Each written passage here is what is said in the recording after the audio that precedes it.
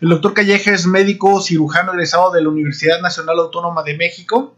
Tiene especialidad en medicina interna por el Centro Médico Nacional Siglo XXI del IMSS, UNAM. Es especialista en neurología por el Instituto Nacional de Neurología y Neurocirugía.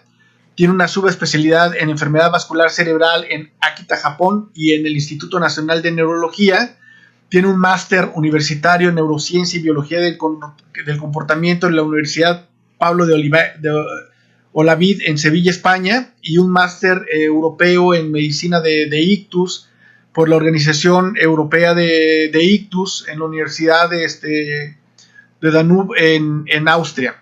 Es actualmente jefe del servicio de urgencias del Instituto Nacional de Neurología y Neurocirugía. Es miembro del cuerpo médico del Centro Médico ABC y del Centro Neurológico ABC, director de programa Ictus del Centro Médico ABC. Es miembro del Sistema Nacional de Investigadores, profesor adjunto de Neurología en el Instituto Nacional de Neurología y Neurocirugía, profesor titular de asignatura de Neurología Clínica de la Universidad Panamericana, y el actual vicepresidente de la Asociación Mexicana de Enfermedad Vascular Cerebral, miembro numerario de la Academia Nacional de Medicina. Ya tiene una gran cantidad de artículos en revistas indexadas y arbitradas, con un total de 46 artículos publicados, 14 capítulos de libros publicados y múltiples ponencias en congresos nacionales e internacionales.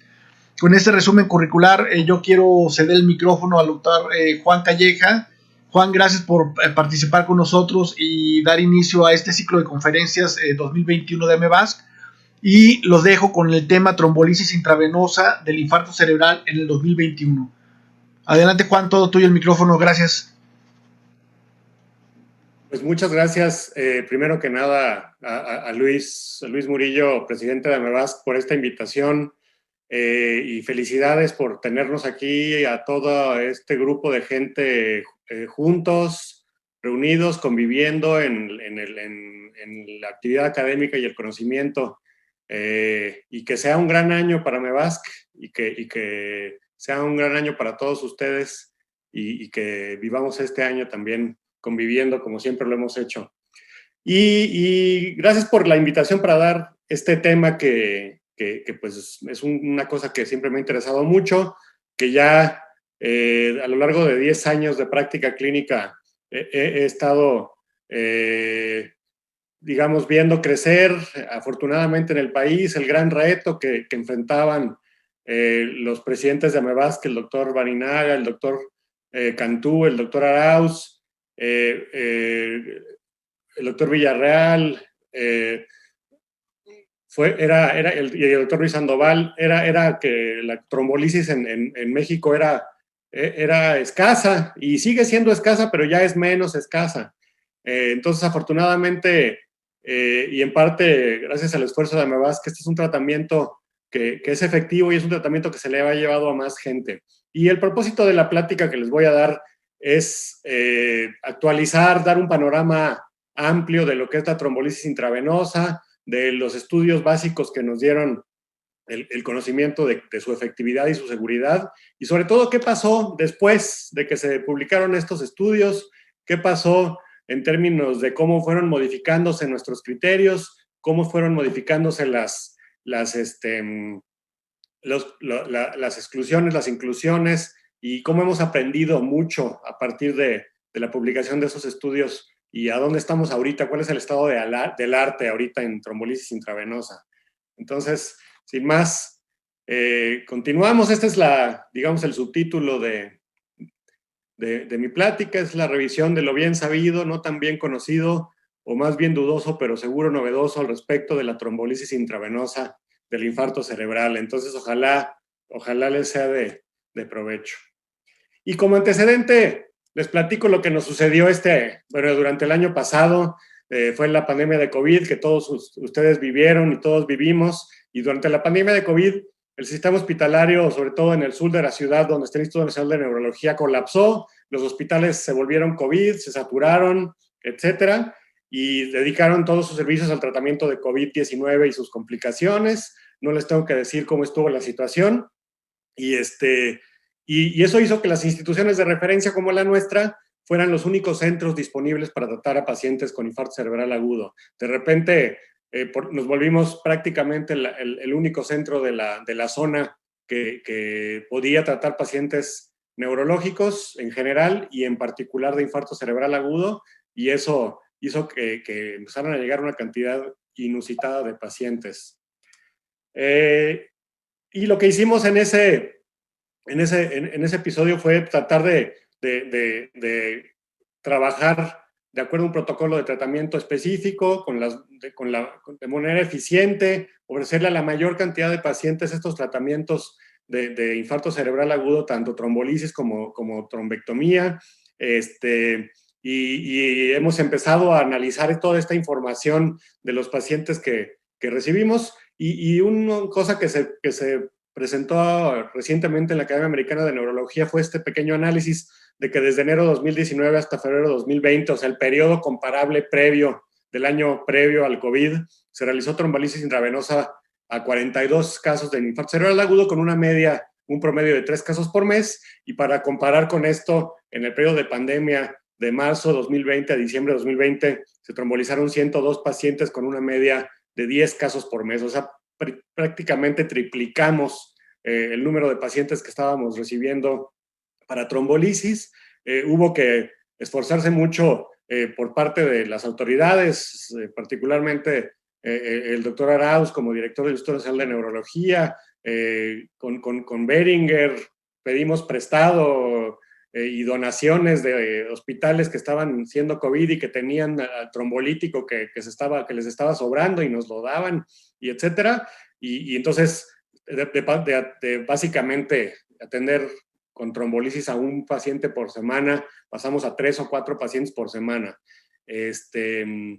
Y un mayor porcentaje de pacientes que llegaban con infarto cerebral a la institución recibieron terapia trombolítica, en el año previo 7% y en el año COVID 19%, y a pesar de tener esta gran cantidad de pacientes y de estar ahora sí que sepultados bajo la cantidad de trabajo del infarto cerebral y de las valoraciones neurológicas de otro tipo, logramos mantener estándares de calidad, el tiempo puerta aguja se redujo de 70 a 45 minutos, y etcétera. Y todo esto se los platico porque les voy a compartir algunos ejemplos de las decisiones que fuimos tomando. Cuando uno ve estos pacientes, uno ve que están las guías clínicas y está lo que se conoce de esto, pero que siempre es un reto la medicina. Y como dicen, la guía clínica nunca es el final de la conversación, sino el principio. Y siempre va a haber variantes interesantes y situaciones interesantes con los pacientes en términos de decisiones.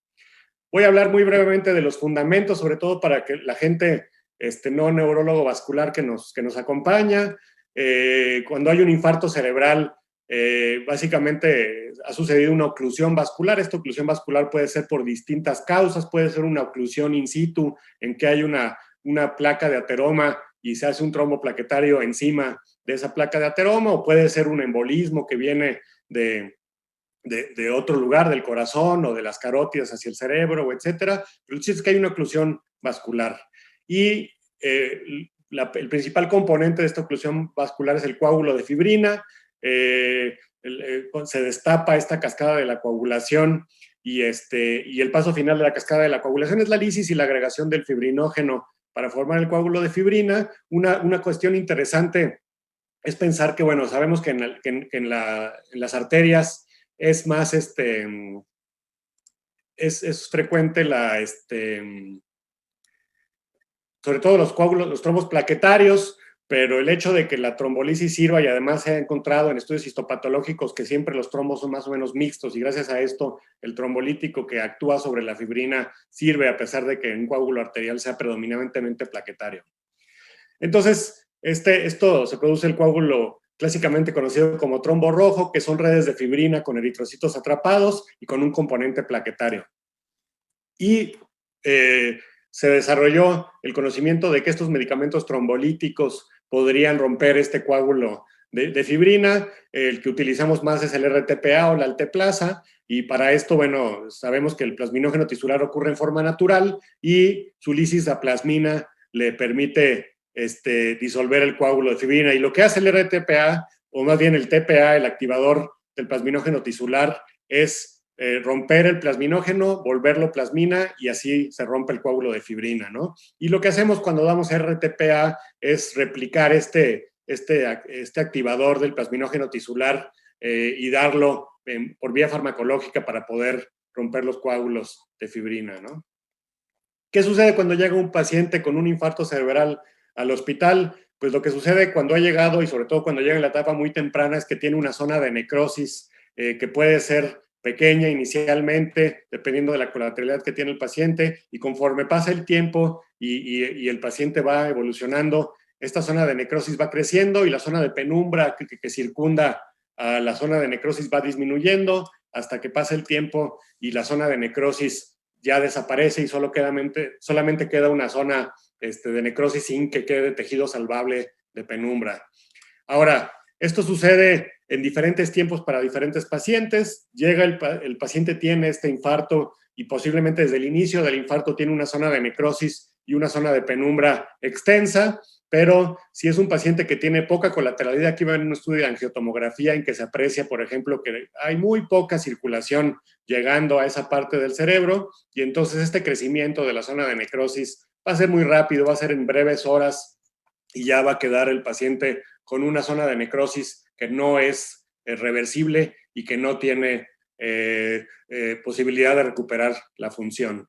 Pero hay otros pacientes que tienen, a pesar de tener una oclusión arterial, tienen una buena colateralidad, tienen una salud, digamos, del árbol arterial y entonces este proceso de avance de la zona de necrosis comiéndose a la zona de penumbra va a ser mucho más lento y se va a dar en tiempos muy diferentes. Entonces, esta es una consideración muy importante para pensar en el paciente en términos de dos situaciones. Uno, que tenemos que ser rápidos para tratar al paciente. Entre más rápido tratemos al paciente, más posibilidad tenemos de que esta zona de necrosis no haya progresado. Y otro es que el paciente que tenemos enfrente y que ha llegado puede tener tejido viable a pesar de que haya pasado cierta cantidad de tiempo. Y afortunadamente ahora, como lo vamos a ver más adelante, pues ya hay la posibilidad de que de ver esto con estudios de imagen cuando llega el paciente a la sala de urgencias.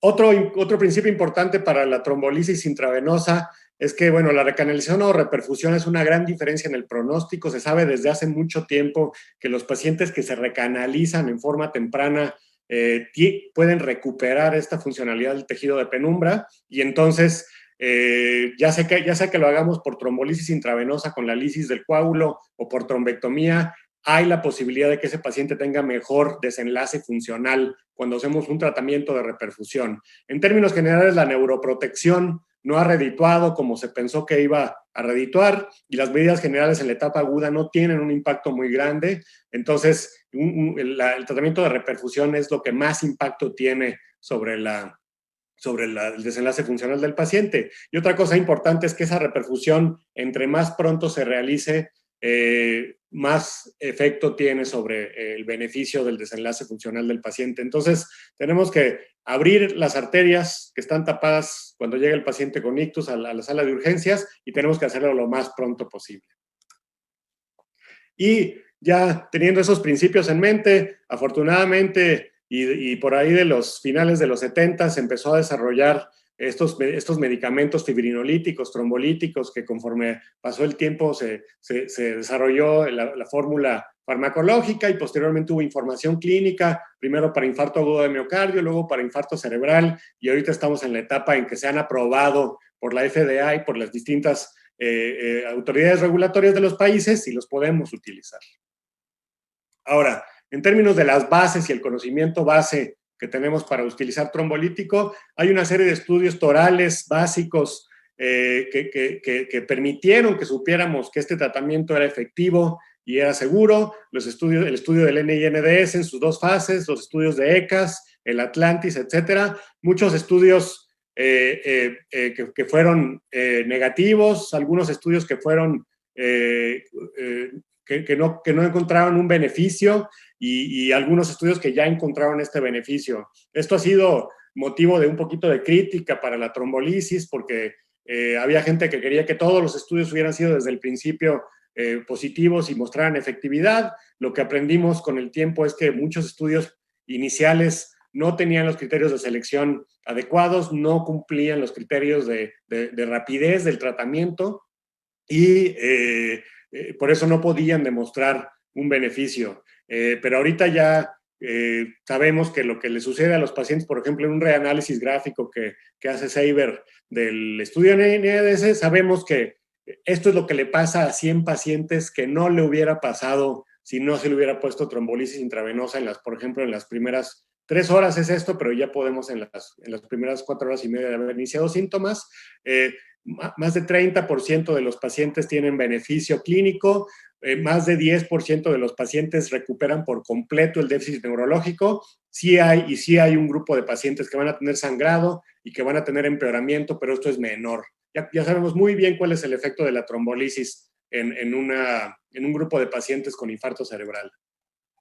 Y esto ha llevado a hacer una serie de metaanálisis que ya establecen, más allá de toda duda, que la evidencia para dar trombolisis en las primeras 4 horas y media de evolución de un infarto cerebral es seguro y efectivo. Uno es el análisis de Wardlaw en Cochrane, que ha demostrado que hay un beneficio clínico y que hay una mejoría sobre la mortalidad inclusive. Otro es el estudio de Emberson, en que se ve que hay un beneficio clínico y que este beneficio clínico es mayor entre más pronto se trate al paciente. Y aquí enfatizo una cosa, hay un grupo de urgenciólogos australianos en particular que han atacado y han hecho reanálisis, por ejemplo, del ECAS-3 y han dicho que cuando uno hace un balance de las condiciones basales del paciente, este beneficio, sobre todo en las 3 a 4 horas y media de haber iniciado el paciente el tratamiento, pues ya no es tan importante. Pero en este estudio de Emberson se ve particularmente esto, se hace un análisis multivariado en que se corrige para la gravedad inicial del infarto cerebral con la escala de NIH y se ve que a todo lo largo de la gravedad de la escala de NIH hay efectividad de este trombolítico. Entonces, la trombolisis intravenosa ha pasado todo este camino amplio de ensayos piloto y de determinación de dosis, los ensayos clínicos controlados, las metaanálisis y revisiones sistemáticas, y de ahí registros multinacionales, el CITS, por ejemplo, en Europa, las experiencias nacionales y locales, y ya ahora sabemos que la verdad es que el tratamiento estándar en las primeras 4 horas y media de un infarto cerebral debe ser la trombolisis intravenosa con alteplasa, por lo pronto. Y esto ha estado plasmado en una plétora de guías clínicas, tanto europeas, americanas, españolas, propias de Amebask, etcétera, etcétera. Y ya sabemos muy bien que es una cosa que se debe implementar y se debe generalizar en la mayoría o en todos los hospitales que reciban pacientes con infarto cerebral agudo. Y bueno, me gustaría hacer una recomendación de lectura. Conforme yo preparaba toda esta plática y buscaba diferentes fuentes de información, salió esta guía europea, es una guía europea de trombolisis muy reciente, y si ustedes quieren tener una gran referencia para cualquier duda que tengan acerca de la trombolisis, búsquenla. Han hecho un trabajo extraordinario los autores, inclusive haciendo metaanálisis propios para la guía y haciendo una buena análisis de la información que es específicamente para trombolisis intravenosa.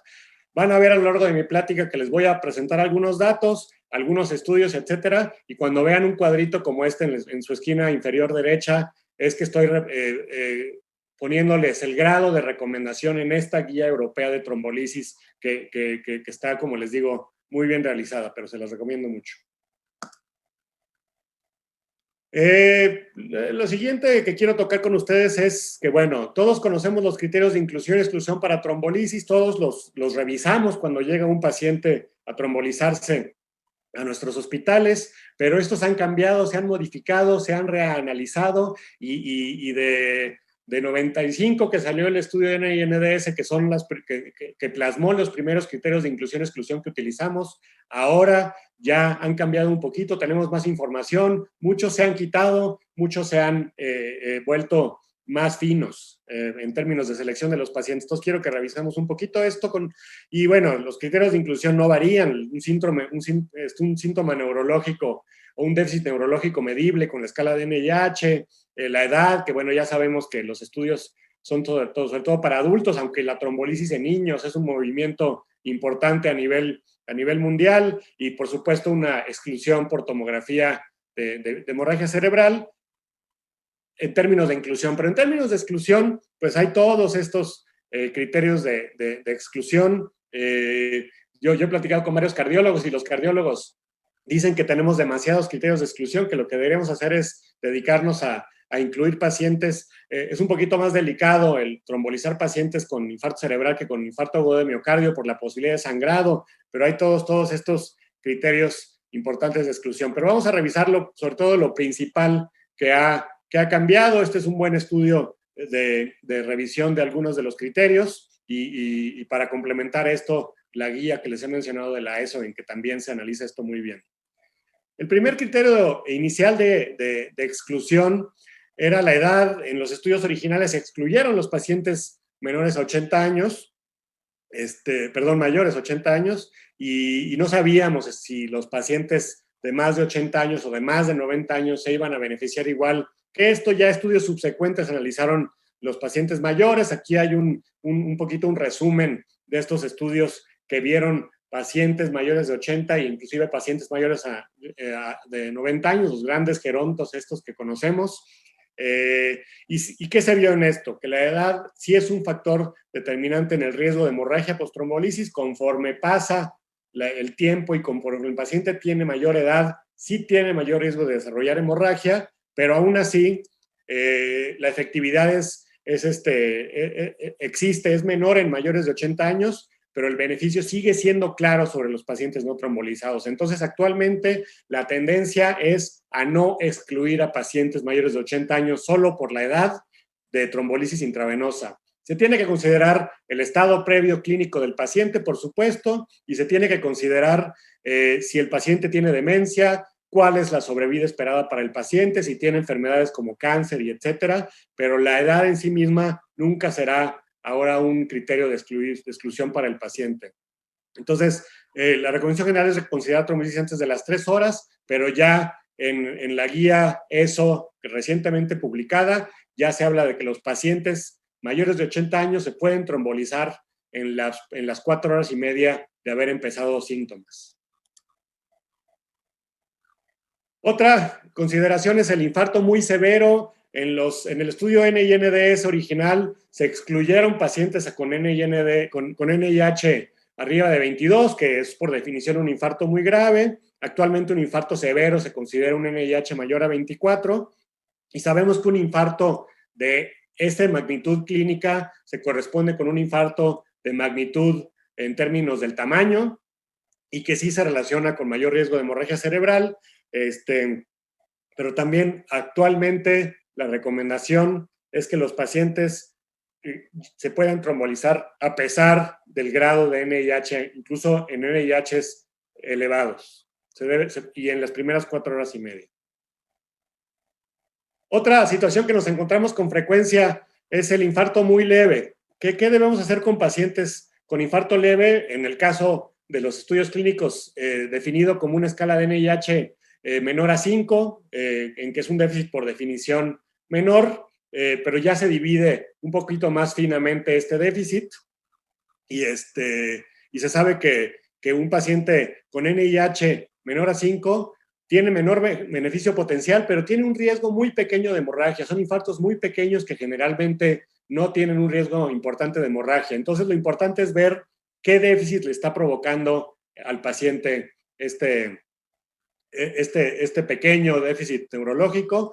Uno puede tener NIH de menor a 5, pero tener un déficit incapacitante si solamente el paciente tiene afasia, si solamente tiene mianopsia, si solamente tiene una monoparesia, pero es profunda. Entonces, en esos casos en que hay un déficit menor, pero clínicamente relevante, se debe ofrecer trombolisis. Y cuando hay un déficit no discapacitante, que hay una definición clara de esto, y principalmente es paresia facial o alteración sensitiva, se sugiere no hacer trombolisis. Si es una cosa estética con la parálisis facial, pues no hay un beneficio clínico importante para las actividades de la vida diaria del paciente y entonces se considera que no se debe hacer trombolisis. Entonces hay una recomendación clara de que si el paciente tiene un NIH menor a 5, pero con un déficit importante, se debe de trombolizar.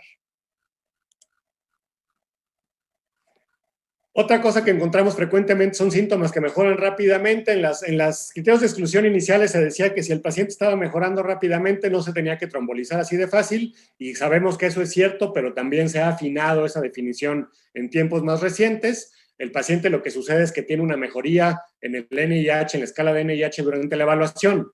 Si la escala de NIH llega a 0, es decir, desaparece por completo el déficit neurológico, durante la evaluación del paciente, lo que estamos hablando es un ataque isquémico transitorio y no hay que trombolizar a ese paciente, hay que manejarlo de acuerdo a los criterios de ataque isquémico transitorio, con doble antiagregación y etcétera, ¿no?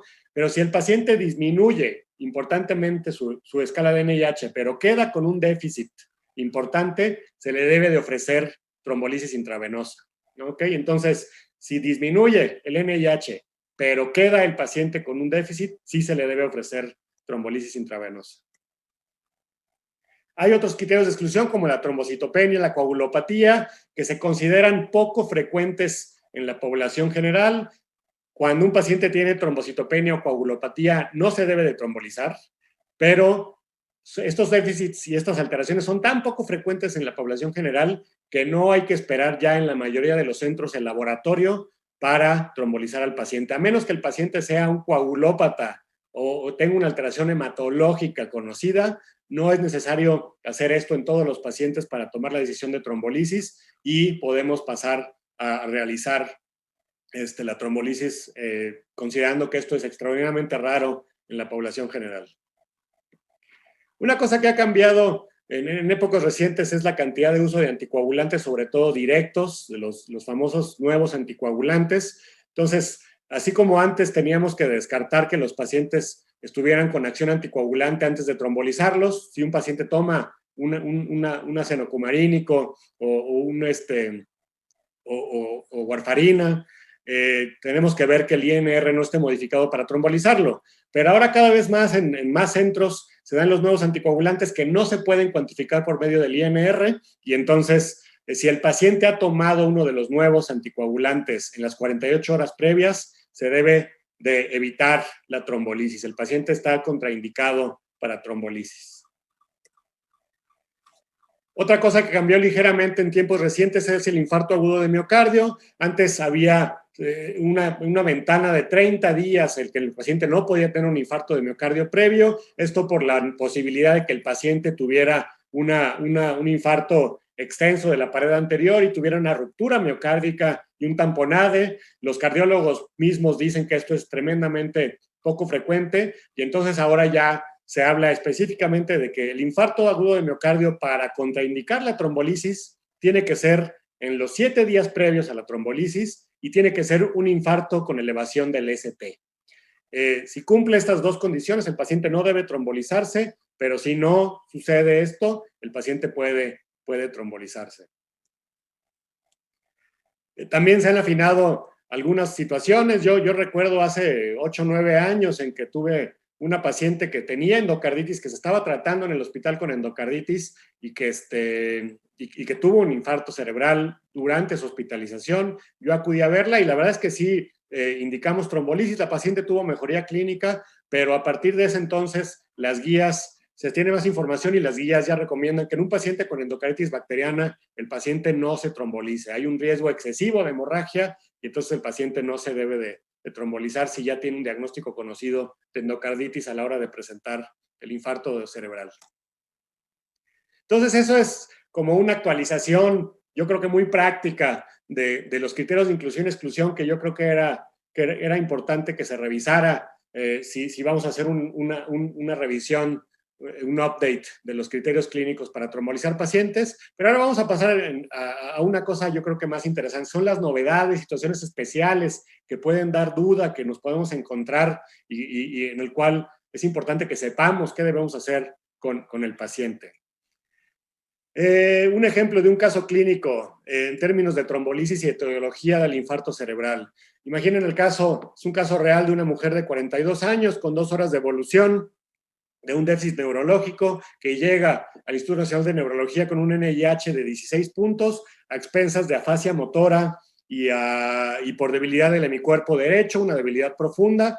Y ahora lo que está sucediendo en muchos pacientes es que estamos haciendo más estudios desde que llega el paciente. Por ejemplo, a la mayoría, si no es que a todos los pacientes con infarto cerebral agudo, les estamos realizando ya por lo menos una tomografía simple de cráneo y una angiotomografía, y a esta paciente se realizó una angiotomografía llegando al hospital y lo que encontramos es esto que ven ustedes aquí, se ve la circulación preservada, pero se ve la ausencia de la arteria carótida interna desde el bulbo hasta la parte intracraneal y tiene un poquito de flujo por circulación, bueno, bien, un flujo bueno por circulación colateral, pero ya tenía una oclusión carotidia izquierda, un aspect de 8 puntos. Y entonces, ¿qué debemos hacer con esa paciente con esta nueva información? Sabemos que tiene una oclusión carotidia o sabemos que puede tener una estenosis carotidia importante y es una paciente que está en ventana para trombolisis. ¿Qué debemos hacer?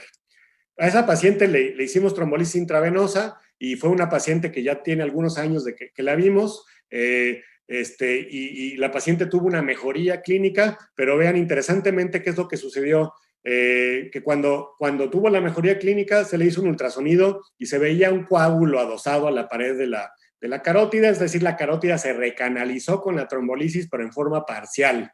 Aquí vemos esta imagen que ustedes ven con hipoecogénica en el ultrasonido, es el gran trombo y sí hay flujo, se ha restablecido parcialmente el flujo a través de la carótida, pero no ha sido completo. Y este es de ese mismo momento en que vemos que hay esta oclusión no completa de la carótida, se ha abierto con la trombolisis, pero ha quedado un gran coágulo ahí adosado a la pared. Hubo una gran discusión con esta paciente de que si se tenía que someter a terapia endovascular o no. Fue ya hace algunos años, no había los mecanismos de aspiración del coágulo, entonces se decidió no hacer trombectomía en esta paciente y lo que decidimos es dejarla con anticoagulación. E interesantemente vean lo que sucedió con esta paciente, además de la mejoría clínica que tuvo, que fue prácticamente completa para los 6 meses de evolución. Vean lo que sucedió al principio, a las 2 semanas, al mes y a los 3 meses de haber tenido este proceso de trombolisis inicialmente y después de anticoagulante oral, este trombo desapareció, fue desapareciendo, disminuyendo y desapareció. La paciente no tuvo mayor déficit clínico. Pero la pregunta aquí es, ¿qué hacemos cuando llega un paciente en ventana de trombolisis con una oclusión carotídea o con alguna etiología particular? Debe de cambiar nuestra consideración para trombolizar, y tenemos algo de información desde el estudio NINDS en 1995, en que se vio que era el mismo beneficio para las diferentes etiologías, tanto la enfermedad de pequeño vaso como la oclusión carotídea de gran vaso, como los infartos cardioembólicos. Todos los grupos etiológicos se beneficiaron en aquel entonces de trombolisis por igual, ¿ok? Pero esto venía de una investigación solamente inicial. Posteriormente hubo estudios diferentes que hicieron una investigación etiológica muy adecuada de los pacientes, inclusive ya después de haber sido trombolizados, se completaba su estudio etiológico y nos dio una idea muy clara de esto.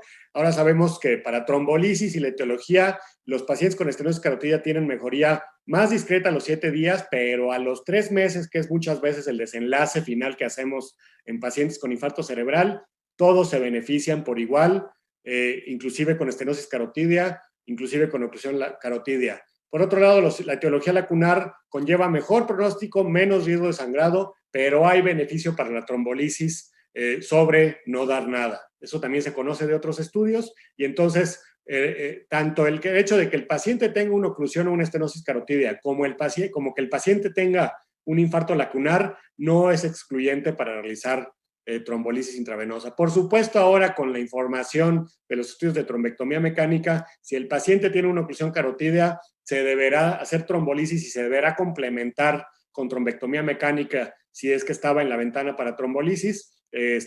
Nadie puede negar que es mucho más eficaz la trombectomía mecánica para estos pacientes, pero hasta donde sabemos, con el paciente en ventana de 4 horas y media, la etiología cardioembólica la estenosis carotídea, lacunar, inclusive disección arterial, no cambia la consideración de trombolisis intravenosa. Y con esto los estamos encontrando cada vez más frecuentemente porque ya le hacemos más estudios cuando llega el paciente y resulta que nos encontramos que tiene disección arterial, que nos encontramos que tiene fibrilación auricular a la llegada. No debe de cambiar nuestra conducta en términos de trombolisis.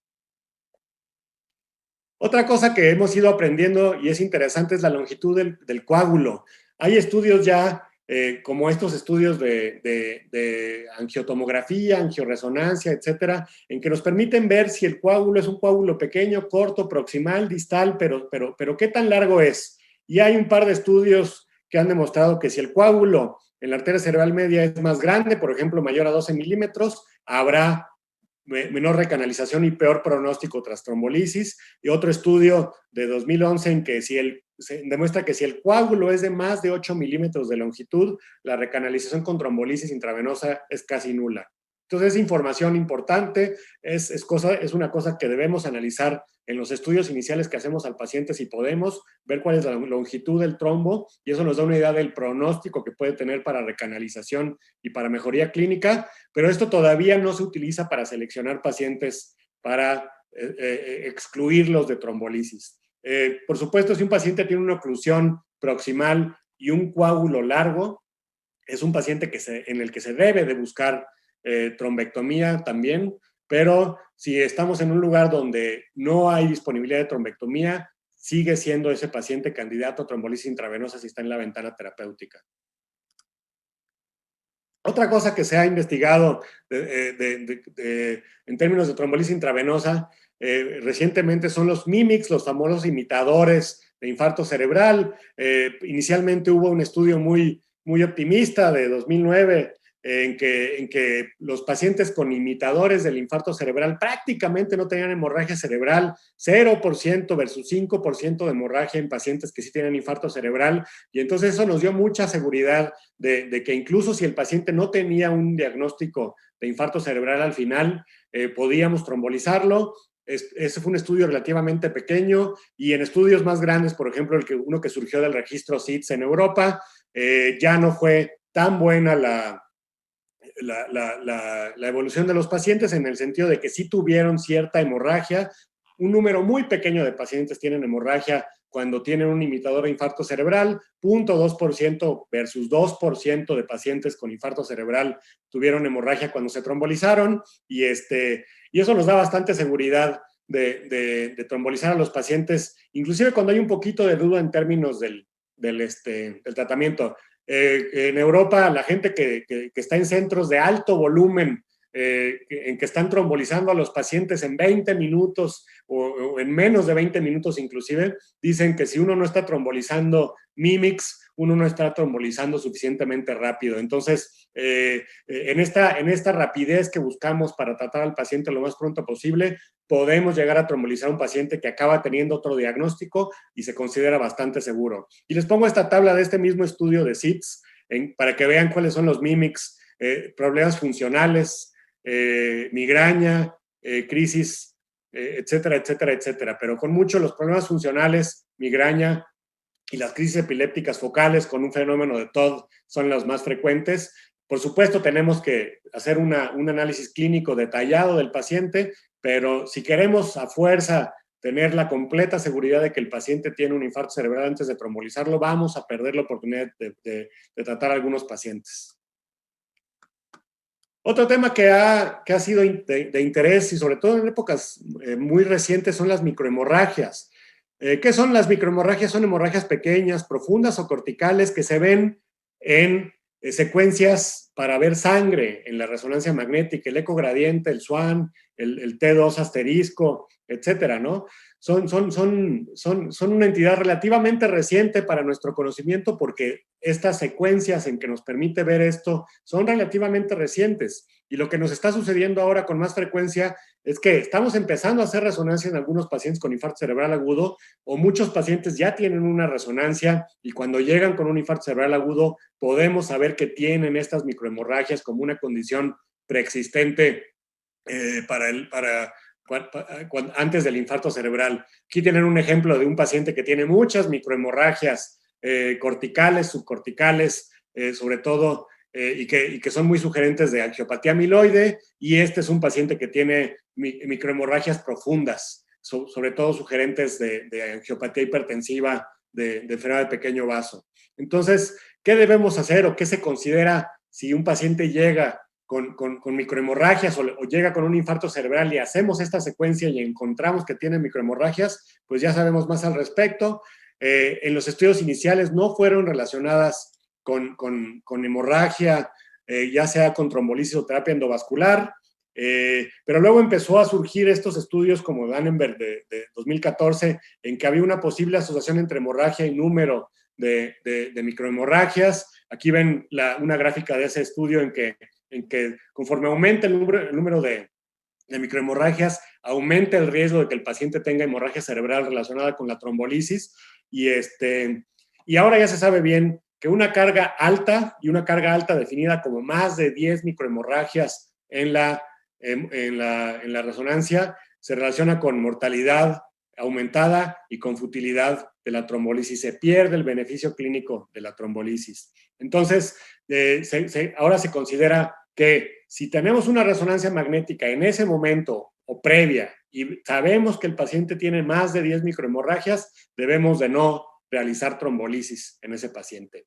Pero han hecho un análisis de riesgo, de la frecuencia de esto, etcétera, y los mismos autores que demuestran que esto es importante, sugieren no hacer resonancia magnética en todos los pacientes con trombolisis por la cantidad de tiempo que se pierde para tratarlos y la pérdida de oportunidad que hay para el beneficio de trombolisis. Entonces, si ya sabemos que el paciente tiene microhemorragias, debemos considerarlo. Si le vamos a hacer de todas maneras resonancia magnética al paciente, podemos considerarlo, pero no es necesario hacerle resonancia magnética a todos los pacientes que llegan a trombolizarse para buscar microhemorragias, porque es más perjuicio para el paciente que beneficio por esta selección.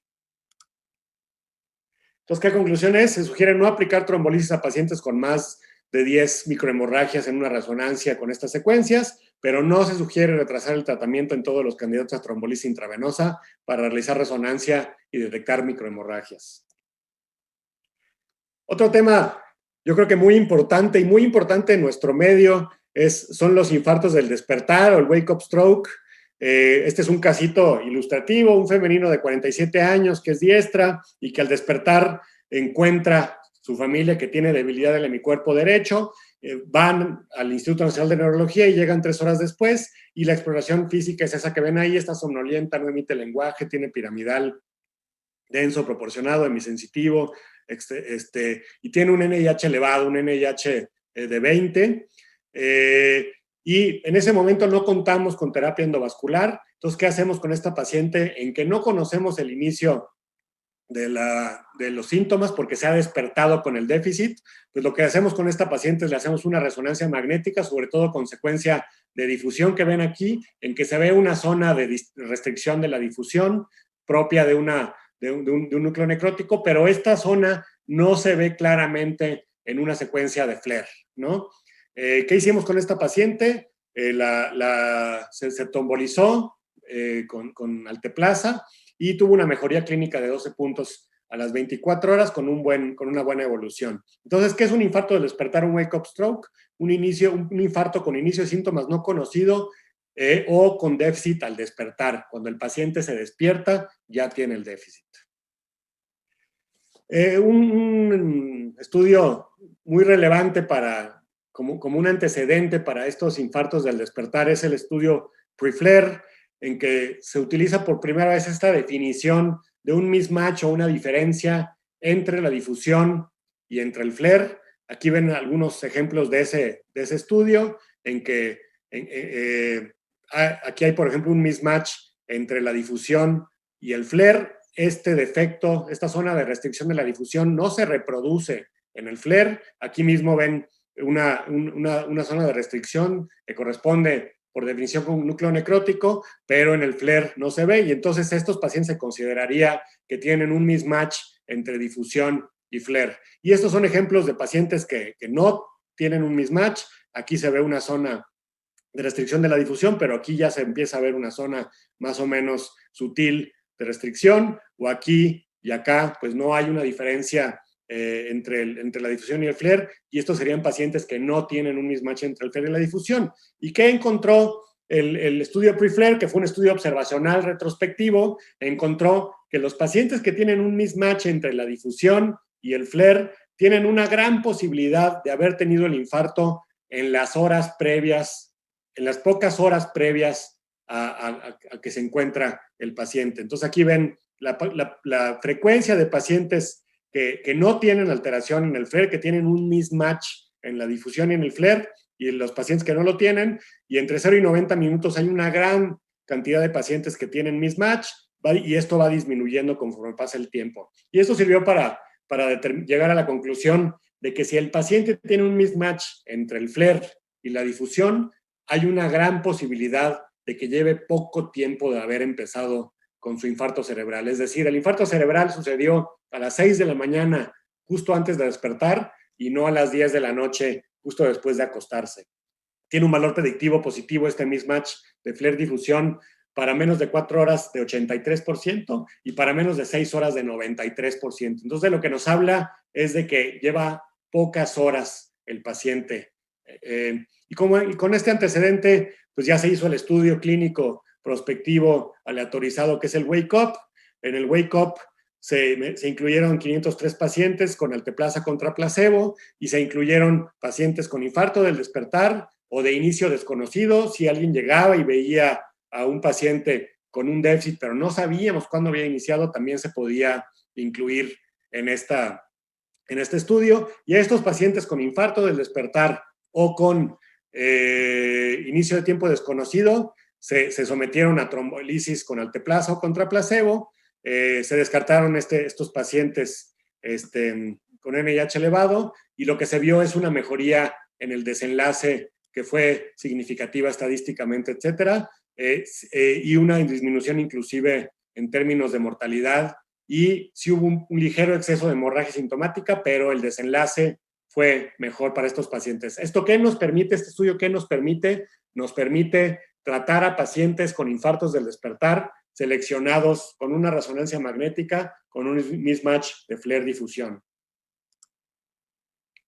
Otra situación es la trombolisis en ventana extendida, que es un poquito similar a lo previo que hablamos del despertar, pero es diferente. En el infarto del despertar no conocemos el inicio del tiempo y lo tratamos de determinar con el mismatch FLAIR difusión en la resonancia. En la trombolisis en ventana extendida, sabemos que el paciente ya no está en ventana terapéutica menor a 4 horas y media, pero intentamos seleccionarlo con un estudio de imagen para decir que tiene tejido salvable y que lo podemos someter a trombolisis intravenosa. Este es un ejemplo de un caso de un masculino de 80 años de edad con 8 horas de evolución con hemiplegia, un NIH de 8 puntos, y llega al hospital y se le realiza este estudio. Estos son estudios de Perfutac, en que se ven las secuencias de perfusión, por ejemplo, el tiempo máximo de rotación del medio de contraste y el volumen sanguíneo cerebral, y entonces uno se da cuenta con estos estudios de que el paciente tiene una zona de necrosis pequeña y una zona de penumbra elevada, y tiene una estenosis de la cerebral media importante. En ese momento no se cuenta con material para trombectomía. Entonces, ¿qué podemos hacer con este paciente de 8 horas de evolución con una oclusión proximal y con tejido de penumbra? Se puede someter a trombolisis intravenosa, se somete al paciente a trombolisis intravenosa y tiene un buen resultado clínico. ¿Qué debemos entonces determinar para decidir si un paciente se puede trombolizar en la ventana extendida de 4.5 a 9 horas si hay tejido salvable?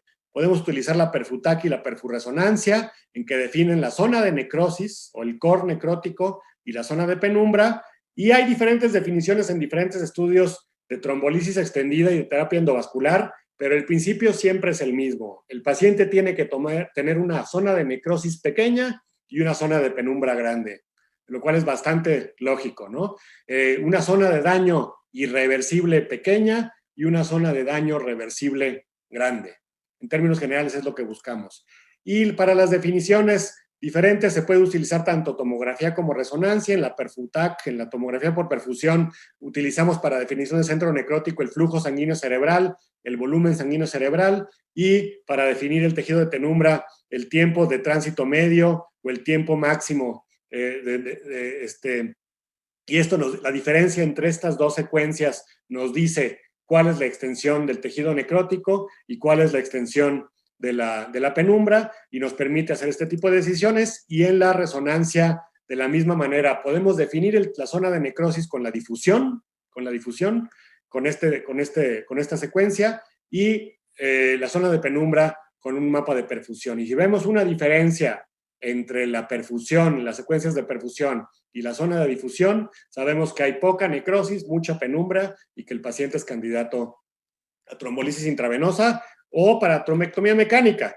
Ya el estudio que analizó específicamente esto fue este estudio Extend, publicado en 2019, en que se incluyeron 225 pacientes y se trataron con alteplasa contra placebo, y pacientes que se incluyeron fueron pacientes que tenían una ventana de inicio de tratamiento entre 4.5 horas y 9 horas. No menos, porque 4.5 horas es una ventana que conocemos para trombolisis sin tener que hacer selección por imagen, y hasta 9 horas. En realidad, este estudio tenía planeado una muestra mayor, no llegaron a la muestra porque les detuvieron el estudio porque salió el Wake Up. Ellos decían que era un estudio un poquito diferente. El Wake Up era para determinar el tiempo mediante resonancia, y este es para tiempo conocido, pero para selección de pacientes. Pero a pesar de que detuvieron el estudio prematuramente, sí lograron demostrar un buen desenlace en ese estudio. Sí, en el análisis dicotómico de la escala de ranking, no en el shift analysis, pero lo que dicen los autores es que si los hubieran permitido acabar su estudio, hubieran demostrado en todos los desenlaces secundarios esta diferencia, ¿no? Hubo un ligero exceso de muerte en el grupo de alteplasa y un exceso de hemorragia sintomática, pero tomando en cuenta todo esto, el buen desenlace fue mayor en el grupo de alteplasa. Y entonces, ¿qué nos permite hacer este estudio? Nos permite realizar trombolisis intravenosa en ventana extendida de 4.5 horas hasta 9 horas con selección por imagen, como lo hemos visto. Pasando a otro tema, y es un tema que voy a tocar muy brevemente porque sería un tema de mucha discusión y como para una plática por sí misma, es que si se debe aplicar trombolisis intravenosa a un paciente que se va a hacer trombectomía. Estamos en la época, afortunadamente, de la trombectomía mecánica, y hay muchos pacientes que llegan en ventana de trombolisis, pero tienen una oclusión de gran vaso y se deben llevar a trombectomía mecánica, y hay una gran discusión al respecto de que si se debe de poner trombolisis antes de la trombectomía mecánica. Hay algunas ventajas que se pueden considerar, o algunos daños que se pueden considerar, sobre todo el aumento de la hemorragia si ponemos trombolisis antes, y ha habido una serie de estudios que han analizado esto, metaanálisis, etcétera. El último estudio que se publicó y que les quiero presentar es este estudio de DirectMT, en que se consideró que la trombectomía sola era no inferior al tratamiento combinado, es decir, trombolisis más trombectomía, y si es no inferior, pues es mucho mejor dar un solo tratamiento que dar los dos tratamientos. Es un estudio que ha sido criticado, se realizó en China y tenía un margen de no inferioridad muy liberal, un tiempo puerta aguja prolongado. O sea, los pacientes sometidos a trombolisis no se sometieron en las condiciones ideales, y entonces se considera que hay que estudiar más esto, ¿no? Todavía no tenemos una respuesta definitiva al respecto de que si debemos dar alteplasa antes de trombectomía. Ya veremos, hay varios estudios en curso que van a tratar de demostrar esto. Y hay un estudio reciente que no les menciono con detalle por tiempo, pero que con la tenecteplasa previa a la trombectomía se puede tener un beneficio con el tratamiento combinado, ¿no?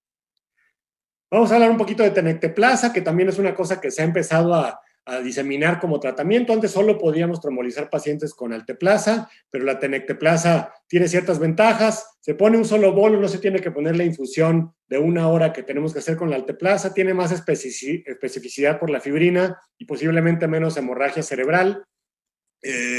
Y por eso ha causado mucho interés el tratar a los pacientes con tenecteplasa. Un estudio importante en esto es este NORTEST, en que en realidad esperaban tener una ventaja de la tenecteplasa sobre la alteplasa.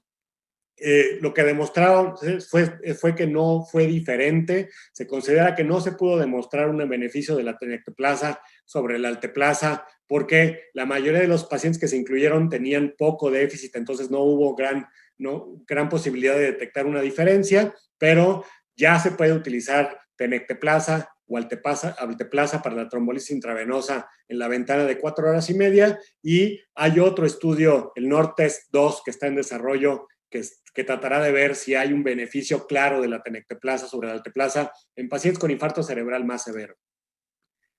Y ya casi para finalizar, me gustaría hablar de lo que viene en términos de trombolisis intravenosa. Y lo que viene en trombolisis intravenosa es darla antes de llegar al hospital. Ya una gran cantidad de centros en el mundo, aquí tienen un resumen de los centros en el mundo que tienen unidades de ictus móviles. Este es un ejemplo, es una ambulancia que en su interior tiene un tomógrafo portátil y que cuando un paciente, cuando se recibe una llamada de que un paciente puede tener un ictus, mandan a la unidad móvil de ictus a la casa del paciente y entonces se ahorra uno la mitad del traslado porque en cuanto llega la ambulancia a la casa, se le puede hacer la tomografía, a través de telemedicina se evalúa y se le puede empezar el trombolítico ahí inmediatamente. Esto sería una cosa que sería tremendamente útil en una ciudad como por ejemplo, la Ciudad de México, y es una cosa que ha llevado miren los tiempos, que ha llevado a permitir, básicamente se están trombolizando a los pacientes a los 50, 70 minutos de haber iniciado los síntomas, no de haber llegado al hospital, sino de haber iniciado los síntomas. Y estamos empezando a tener información de cómo le va a estos pacientes que se trombolizan en la primera hora o muy cerca de la primera hora de haber iniciado síntomas y tienen muy, muy buena evolución los pacientes. Entonces, lo que viene es eso, es tratar de hacer trombolisis tan rápido que ya es fuera del hospital. Y también vienen varios estudios al respecto de esto, de trombolisis antes del hospital. Y para finalizar, ¿cuál es el futuro de la trombolisis? Pues uno se mete aquí a Clinical Trials y uno ve qué estudios se están realizando y uno se emociona porque viene mucha información. Todavía seguimos aprendiendo de la trombolisis, todavía se está tratando de afinar la selección, todavía se está tratando de extender la ventana, se están tratando de tratar a más pacientes y entonces viene la época, hay estudios de selección por imagen temprana, de aumento hasta de 24 horas de la ventana terapéutica, sobre todo hay un estudio interesante con tenecteplasa y con selección por imagen hasta 24 horas con trombolisis intravenosa. Esto que les mencionaba yo de la trombolisis prehospitalaria, que ya se está tratando de acordar el tiempo al grado de que se quiere trombolizar al paciente antes de que llegue al hospital. También se han desarrollado ahora protocolos de neuroprotección con trombolisis, iniciar la neuroprotección en la ambulancia cuando va el paciente para el hospital con la idea de preservar la penumbra, de que este núcleo necrótico avance menos rápidamente y llegue el paciente con más posibilidad de beneficiarse de trombolisis intravenosa o de terapia endovascular, y el análisis de imagen por inteligencia artificial. Platicábamos ahorita con Luis Murillo, programas de computadora que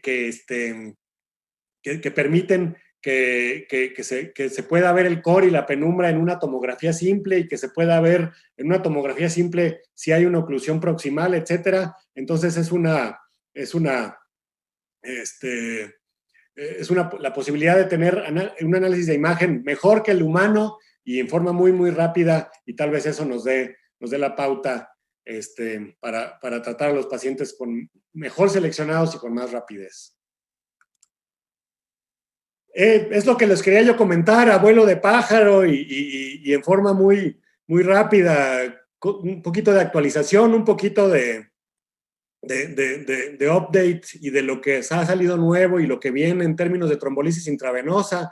Quiero agradecer nuevamente a Luis Murillo y a la mesa directiva de Amevas por invitarme a esto y quiero agradecer a todos ustedes, el grupo que hemos formado. La verdad es que es un placer, como ustedes lo saben, este equipo que formamos, este gran grupo de personas de gran interés académico y de mucho interés humano y de mucha amistad. Para mí esta plática es muy importante y hasta emotiva, porque Amevas para mí es una gran asociación y eso es gracias a todos ustedes y les agradezco nuevamente la oportunidad que me dieron de platicar con ustedes y muchas gracias, Luis. Juan, muchas gracias. Una gran conferencia con unos puntos totalmente interesantes y novedosos en el área de la trombolisis. Sabemos trombolizar de manera general, pero realmente todos los recovecos, todos los puntos en especiales, ya cuando está el paciente enfrente, tenemos una gran cantidad de opciones que tomar para poder hacer las cosas de manera adecuada como lo hacen en el instituto. Tengo algunas preguntas, Juan, si nos los permites, conferencia magistral, pero si estás de acuerdo son 4 o 5 preguntas, me gustaría que nos ayudaras. Claro. Va, empezamos con la primera. Nos preguntan, excelente ponencia. Nos preguntan con relación al estudio Wake Up, para considerar mismatch, no debe observarse absolutamente ningún porcentaje de cambio en el infarto, en el flare, o si se puede dar algún pequeño porcentaje de cambio en el flare al momento de trombolizar. Yo creo que es muy relacionado con el caso que presentaste, donde se ve la difusión con restricción, y en el flare, aunque no hay un cambio franco, sí se ve alguna hiperintensidad discreta. Entonces preguntar si con esa hiperintensidad discreta se puede trombolizar o realmente tiene que tener un flare totalmente normal. El flare puede empezar a tener un poquito de alteración, tiene que ser muy sutil. Si hay una alteración franca en el flare, por supuesto no se debe hacer. Yo platiqué con Tomala, que es el autor principal de ese estudio, y él decía en una plática que dio que si uno se pone unos lentes oscuros y uno no vería con los lentes oscuros la hiperintensidad en el flare, entonces se puede incluir al paciente. O sea, si hay algún poquito, sí se puede incluir al paciente. Si es una cosa ya muy marcada, entonces ya no se debe incluir. Pero él le dice el criterio de los lentes oscuros. Sí, sí se puede permitir un poquito, pero nos imaginamos que nos ponemos unos lentes oscuros y dejamos de ver esa diferencia. Muy interesante. Nos preguntan que si utilizamos algún neuroprotector en el manejo del infarto agudo. Pues ahorita francamente no, por lo menos nosotros ahí en el Instituto de Neurología no lo hacemos, ninguno desgraciadamente ha demostrado mucha efectividad. El neuroprotector que más ha mostrado interés y que más pudo haber mostrado diferencia era la hipotermia. Inclusive se realizaron algunos estudios de hipotermia y de trombolisis intravenosa, pero no se demostró mucha diferencia, es una cosa que se ha dejado un poquito de lado, pero en términos generales, en la etapa aguda, yo no recomiendo dar algún tipo de neuroprotector. Gracias. De nuevo, felicitaciones por la excelente plática, y la pregunta es que si existe alguna actualización o novedad en cuanto al EBC en circulación posterior. Sí, ya no quise yo presentar esto porque me iba a extender demasiado y yo digo que estas conferencias son como las visitas familiares, dan gusto cuando empiezan, pero dan más gusto cuando terminan. Pero claro, es un tema interesante. La circulación posterior es un tema de gran discusión en términos de terapia endovascular, que inclusive en terapia endovascular ha costado trabajo demostrar su efectividad, aunque todos consideramos que se debe hacer terapia endovascular en una oclusión, por ejemplo, de la basilar. Y más allá de la terapia endovascular, sí hay información y hay estudios de que un paciente con una oclusión basilar se debe someter a trombolisis. O sea, sí hay un beneficio. Es mayor el beneficio, yo pienso, de terapia endovascular si está disponible, pero si no contamos con terapia endovascular y encontramos que el paciente tiene una oclusión de circulación posterior, sí se debe someter a trombolisis. Estos pacientes se incluyeron en menor grado en los grandes estudios que les presenté, pero en estos estudios en que se incluyeron, sí se vio un beneficio y inclusive se vio poco riesgo de hemorragia y es posible que haya hasta una ventana mayor. Entonces, la primera opción es terapia endovascular, pero como en muchas ocasiones no contamos con ella, si podemos hacerle trombolisis intravenosa al paciente, lo debemos hacer.